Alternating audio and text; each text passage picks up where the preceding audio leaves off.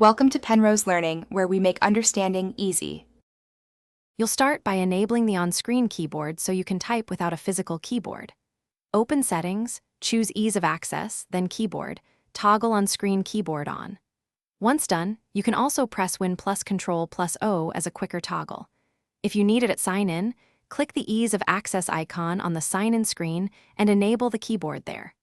Do this now so the keyboard appears and we can adjust its layout and behavior in the next steps. Now customize how the keyboard works for your workflow. Click Options to enable the numeric keypad, change to a split layout for thumb typing, or turn on hover typing and text suggestions so you get predictive words.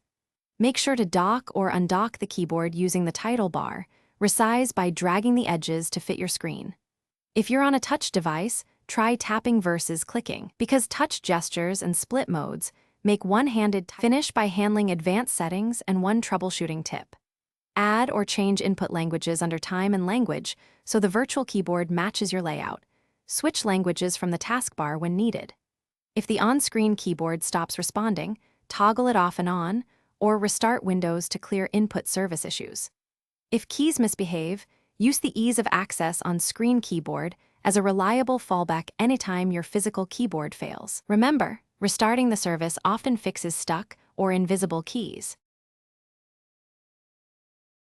Thanks for watching. If this was helpful, leave a like and consider subscribing. See you next time.